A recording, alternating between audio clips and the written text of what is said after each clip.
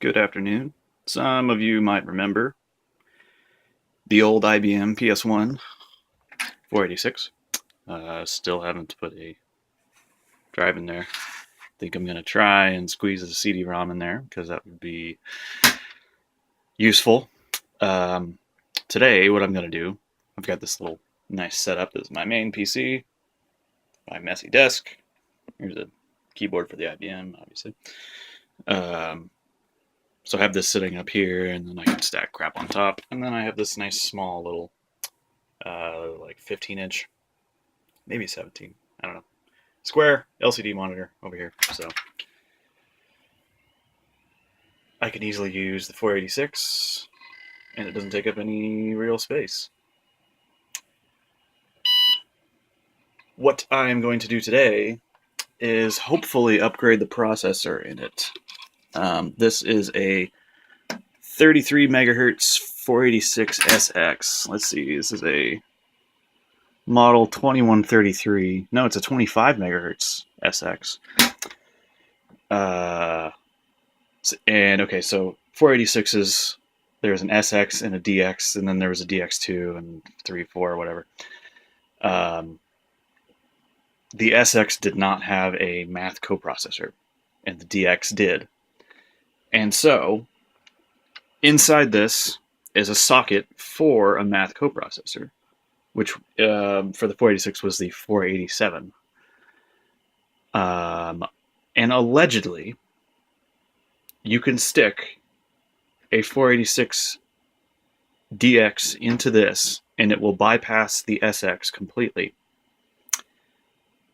and just use the DX, and then, of course, have the math coprocessor that comes with the DX, rather than having to find an actual 487 chip. And they're not cheap. Whereas the 486 DX is really cheap. It's like, I think I got it for under 15 bucks. So I'm going to open this up and show you what I'm talking about on the inside, because it'll all make a little bit more sense. Oh, and someone asked me on my last video how to open one of these things. I don't remember if... I don't think there's actually screws on the back. Stock. Could be wrong. Anyway, there's this little tab right here that you push up. Squeeze that, and the whole thing will slide off. Pretty simple. I do need to find, a bunch of screws for this thing, because it's missing a lot. Like, this isn't held in there at all. I've also got some RAM to put in here. I've only got 4 megs of RAM, and I've got 2 8 megabyte sticks that I should easily be able to put in place of those two. So, on the inside of this sucker, might as well shut it off. Be quieter. That right there, obviously, is the 486 SX. And as you'll notice, it is soldered onto the board. It is permanent. So how the hell am I going to upgrade it? Well, right next to it is that socket 1A, I don't remember what that socket is called, 486 socket, which will fit my math coprocessor or my 486 DX. So I'm going to stick this in. First I'm going to figure out which way it goes in there. It's got a notch on one side with the dot, which is pin 1. And I'll have to double check the pin out and make sure I get this in the right direction, because I don't think it's keyed in any way. It's 3 by 3 pins all the way around. There's no missing pins or anything like that. So I'll have to just read the board and make sure I get it in the right way. I think it's just towards me to the front, and then towards me is pin 1, I believe. Yes, that would be 1A. So I will stick it in there, and we will see what happens. Hopefully no fire, because fire would be bad. Alright, there she is. No ZIF socket convenience here. You literally have to force that thing in there and push pretty darn hard. Just bite your lip and go for it. I've read conflicting reports on whether I need a heatsink for this. This is a 33 megahertz, And a lot of people said, yeah, you probably don't need one for 2533, maybe up to 50 megahertz. But at least like once you hit the DX2, you definitely want to put one on there. I'm gonna just kind of play it by feel and literally test. Excuse me, gosh, test it periodically while using it and make sure it's not getting ridiculously hot. I'm gonna put a heatsink on there once I find one. I've got a box of them somewhere, of little small heatsinks, but I don't know where that is at the moment, and I'd rather just test this out now. So let's do it. First try.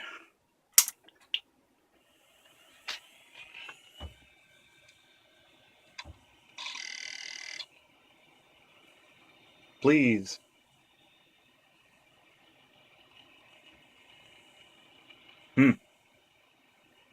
Got nothing. That's no good. I wonder if there's a jumper I need to change. Well, it looks like I might be out of luck. I've got the service manual for this series, PS1. Mine is a 2133. There's a 2133 listed on there.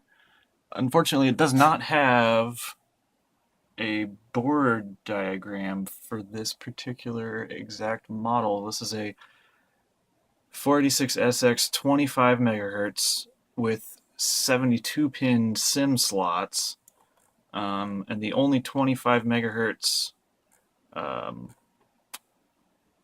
386. The only 25 megahertz 486 it has are 30 pin SIMs. So I don't know. And if we go down here to this lovely diagram thingy, where is it? There we go. It has jumper settings for CPU differences and changes. And it appears that I cannot just put a DX in it, even though I found a forum post where someone totally did just put a DX in their SX board into that expansion slot. This only lists 487 math coprocessor or an overdrive or a Pentium overdrive for the SX boards. And my jumper is already set to one of these three. So my jumper 25 is already on pins 2 and 3. I tried putting it on 1 and 2 for kicks, didn't do anything else. Just everything turns on, won't post, no video. So it kind of looks like I might really have to get a proper math coprocessor. I also found this forum post where this guy says something about driving pin B14 low, then it'll take a DX. Then he says something about removing a pin, but I guess I don't think this applies to me.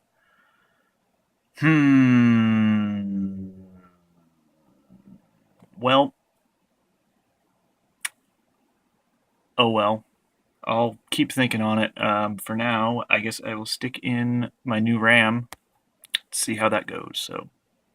Oh, and as one last ditch effort, took the CPU out, put it back in just to reseat it once again. I took the CMOS battery out, unplugged it for a while, held the power button down, tried to. I don't see a obvious CMOS reset jumper, at least anywhere near the battery, unless it's hidden behind a cable or something. Still nothing. Nothing on the screen. So, take the processor out. Hopefully it still works. Well, still works if I take the processor out. So now we put the new RAM in. Alright, new RAM is in. Whoops. Oop. Okay. That was interesting. Thought it was going to give me a long beep memory error, but well, let's see. Well, I don't know why this RAM doesn't work. The one on the right is the old one, 2 meg. Like it says on the sticker, Product number 71F7008. And the new RAM is a 71F7011, 7011. Field replaceable unit 64F3604 versus 64F3606. They're both 72 pin, obviously. They're both 70 nanosecond latency, but it just don't like it.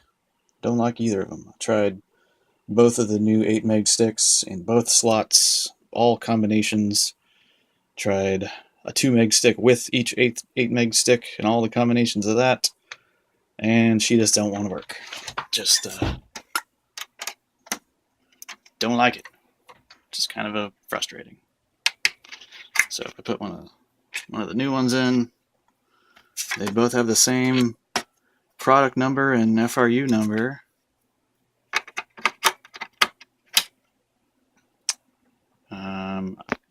Somewhere at my parents' house in a box, which I need to go over there and dig through crap again. Anyway, we've got a 16 meg stick that we bought new back in the day in the mid-90s that did work with this, I know. So somewhere over there is that. And there's a whole bunch of other RAM sticks. Who knows what they all are. I need to just, I guess, pick them all up and start plugging them in and see what works. But yeah,